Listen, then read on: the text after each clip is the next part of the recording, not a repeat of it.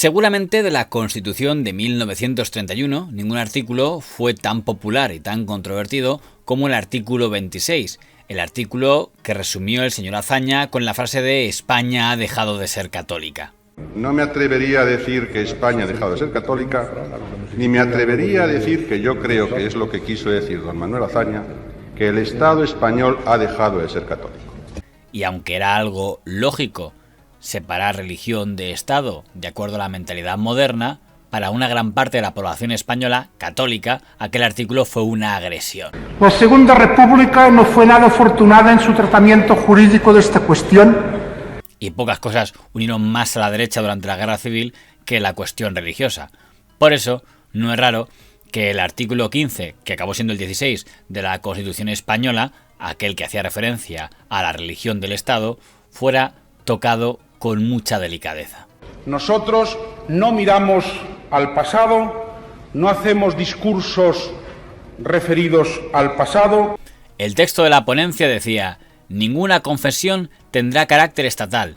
Los poderes públicos tendrán en cuenta las creencias religiosas de la sociedad española y mantendrán las consiguientes relaciones de cooperación con todas las confesiones. A diferencia, por tanto, de la de 1932, aquí se aseguraba que el Estado buscaría cooperar con las religiones. Pero eso sí, hablaba de las religiones, no concretaba ninguna. Esto quizás se puede entender si se tiene en cuenta que de los tres ponentes de UCD, ninguno de ellos pertenecía al sector demócrata cristiano, puesto que eran don Gabriel Cisneros, del llamado sector azul, don José Pedro Pérez Llorca, del sector liberal, y don Miguel Herrero Rodríguez de Miñón, a quien no es fácil clasificar teniendo en cuenta la gran evolución que tuvo a lo largo de su larga trayectoria política. En todo caso, aquel texto fue aprobado tanto por UCD como por la izquierda. Pero el hecho de que la Constitución española en la ponencia no citara a la Iglesia Católica enfureció al sector democristiano, que era uno de los mayoritarios de la UCD, y si bien en la ponencia no estaba representado, en el grupo parlamentario sí, con figuras como don Óscar Álzaga con gran influencia entre los diputados de UCD. Y si ya entonces Alianza Popular decía que la Constitución y los ponentes de UCD se estaban limitando a repetir todo lo que decía el PSOE... El PSOE detentó el poder ya autentificado, pero mandaba el PSOE. Yo recuerdo aquellos tiempos en los que debatíamos la propia Constitución, quien elaboraba de hecho la Constitución era el PSOE, no era la UCD. La influencia democristiana fue suficiente para modificar la redacción de aquel artículo que, tras el debate en el Congreso, quedó de la siguiente manera. Ninguna confesión tendrá carácter estatal, los poderes públicos tendrán en cuenta las creencias religiosas de la sociedad española y mantendrán las consiguientes relaciones de cooperación con la Iglesia Católica y las demás confesiones. Por tanto, se citaba expresamente a la Iglesia Católica, una forma de reconocerle que era la mayoritaria en España. De que cuando aquí nos hemos referido a la Iglesia, todos los oradores se han referido a la Iglesia sin más, sin siquiera calificarla de católica, porque en España, a efectos de institución, la única iglesia relevante como tal iglesia, sin que haya que calificarla después, es la católica. Un triunfo para el sector democristiano. No es raro que el profesor don Enrique Tieno Galván, tras ver el cambio en la redacción, motivada básicamente por el cambio de opinión de UCD, dijera que UCD en la práctica era un partido democristiano. Es anómalo, y me he preguntado muchas veces qué ha ocurrido para que se produzca aquí ese hecho insólito, que la democracia cristiana no aparezca cuando objetiva y necesariamente la democracia cristiana tenía que estar en nuestro mapa político. Y lo que ha ocurrido es que la ideología, las funciones, el comportamiento, las intenciones y los objetivos de la democracia cristiana están en los bancos del centro. Porque de aquí, de esta explicación, puede nacer la suficiente claridad para que entendamos bien lo que está ocurriendo en la Cámara, lo que está ocurriendo en España y lo que ocurre en el texto constitucional. A nosotros no nos importa que pueda imputarse el calificativo democristiano a un sector que milite en Unión de Centro Democrático, porque aunque Unión de Centro Democrático no es un partido democristiano y menos un partido confesional, lo cierto es que en cuanto improperio, la alusión cae absolutamente en el vacío desde el momento en que ideologías demócrata cristianas pueden cohabitar perfectamente con otras ideologías de la misma estirpe humanista y liberal en el seno de Unión de Centro Democrático, sin los problemas que tal vez en otros partidos pueden suponer la coexistencia más o menos ambigua de ideologías mucho más dogmáticas y radicales. Se refiere a la ideología marxista. El Partido Socialista Popular de don Enrique Teno Galván era fundamentalmente un partido que se definía como marxista. De hecho, cuando se fusione con el PSOE, aumentará la cuota marxista y eso generará algún problema en el PSOE. Aquella nueva redacción del artículo 15, que luego sería el 16 de la Constitución, no fue solo apoyada por UCD y por Alianza Popular, también fue apoyada por el Partido Comunista de España. Si yo fuera cristiano y católico, cosa que no soy, y no voy a decir gracias a Dios.